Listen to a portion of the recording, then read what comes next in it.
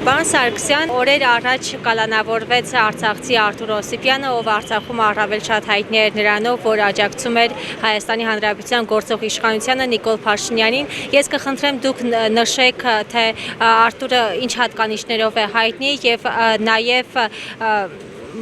ինչու որոշեցիք ի պաշտպանություն հանդես գալ նրան։ Ուրեմն նախ բոլոր արցախցիներն էլ համարյա մեծ համասնությունը Արթուր Օսիպյանին ճանաչում են։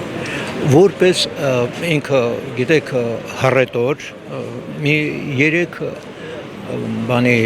հանրահավաքի ես էլ եմ անձամբ մասնակցել, միասին ելույթ ենք ունեցել, բայց խնդիրը դրանում չի, թե Արթուր Օսիպյանը ինչ է ներկայացնում կամ ինչ Արցախում ինչ գործունեություն է կատարել։ Հարցը հետևյալն է. Արցախցի ցանկացած մարդու հետաքրքիր է այդ երկու հարցը, որ ինքը բարձրացրել է։ Նախ ինչու ինքը օլիգարխների հետ է ընկերություն արել եւ անում, երկրորդը բանակցային գործընթաց։ Եվ դրանից հետո իր պատասխաններից հետո իրեն խուլիգանության, կասկածանքի մեղադրանքով ինձ համար գիտեք ինչքան է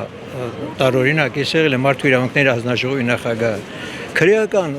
վարչական օրենսգրքում նման բան չկա, խուլիգանության կասկածը որն է։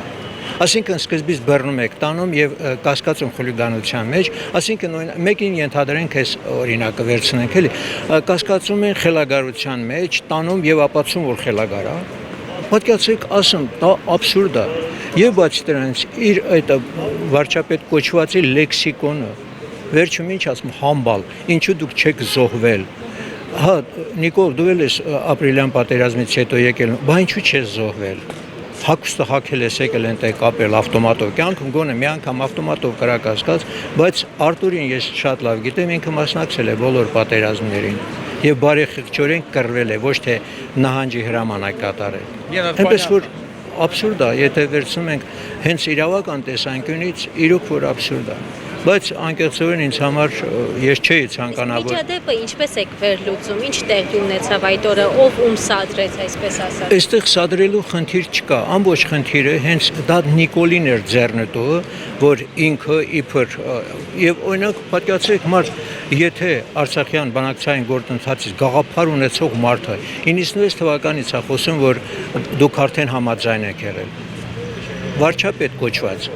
Բա մոռացել ես, որ վետոյի իրավունք ա եղել այն ժամանակ, վետոյի իրավունքը կիրառվել է եւ դա չեղել է հայտարարել, ասենքն Հայաստանի Հանրապետությունը եւ Արցախի Հանրապետությունը չեն ընդունել Ալիևի առաջարկը։ Այդ ամբողջ խնդիրը դրանում է, բայց սադրելը իրեն օգուտ է, ինչի համար եմ ասում։ Փաշինյանին իրոք օգուտ է։ Ես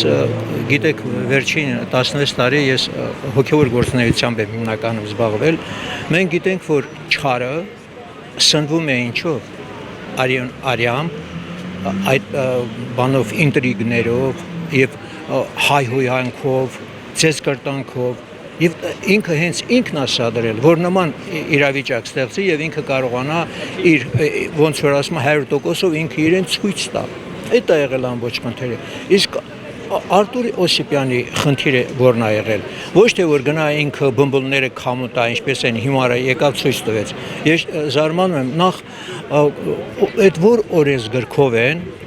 վարչապետը հանդես գալիս որպես վարչապետ։ Եթե իրենք մասնակցում են ընտրարշավին, ապա արդեն որպես վարչապետ, որպես ազգային ժողովի նախագահ իրենք իրավունք չունեն հանդես գալ։ Իրենք պիտի դառնան սովորական քաղաքացիներ եւ իրենց դիմեն որպես սովորական քաղաքացիների։ Պարոն վարչապետ, ել չգիտեմ, պարոն ազգային ժողովի նախագահ, որտեղ ես տեսել ազգային ժողովի նախագահը երեխայի նման բերի ցույց տա, բա տեսեք ինչ է գրել, բմբուլները քամուտալ։ Երևանում ամենատարածված խոսքը ժամանակին դա է եղել բմբուլները քամուտալ։ Հո նման չի ասել կզացնելում, մեկը չեմ էլ ուզում արտաբերեմ, այն առաջի խոսքը որ շեյով սկսող որ ասել։ Ամոթա տղամարդը այդպեսի բան չի ասել։ Այդ ամբողջ։ Սարգսյան, հիմա ձեզ հայտնի է Արթուր Օսիպյանի որպիսությունը, ինչպես է նա, ինչ վիճակում է գտնվում։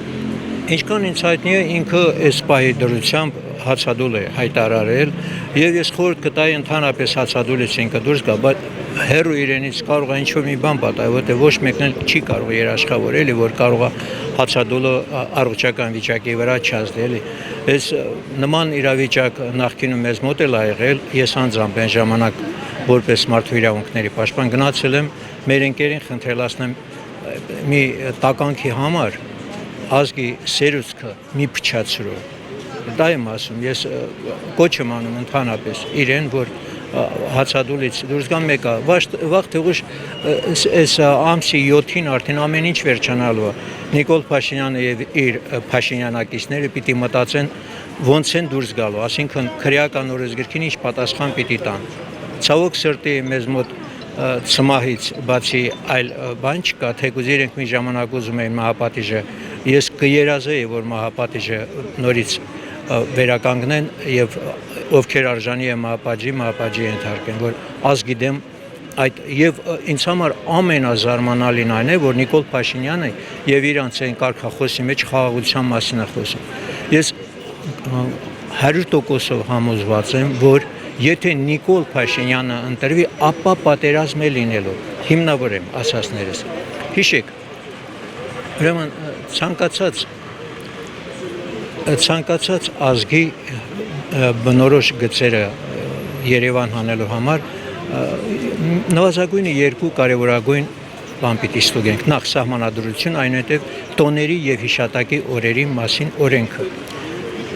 Վերջից սկսենք։ Տոների եւ հիշատակի օրերի մասին գիտենք վերջի ժամանակներս Հայաստանի ազգային ժողովի կողմից առաջարկությունները։ Ուրեմն բոլորը գիտեն, որ հունվարի 28-ը նշում է հայոց բանակի օր։ Եվ ինչ արեցին։ Մի օր առաջ իրենք վերցրեցին օրենք ընդունեցին, որ 27-ը նշում է որպես հայրենիքի համար զոհված պաշտպանի օր։ Այնուհետև ապրիլի 25-ը այս նշեցին, ապրիլի 24-ը բոլորն գիտեն, հաջորդ օրը իրենք նշեցին։ Եթե այդ հաջորդ օրը չլիներ, ապա ապրիլի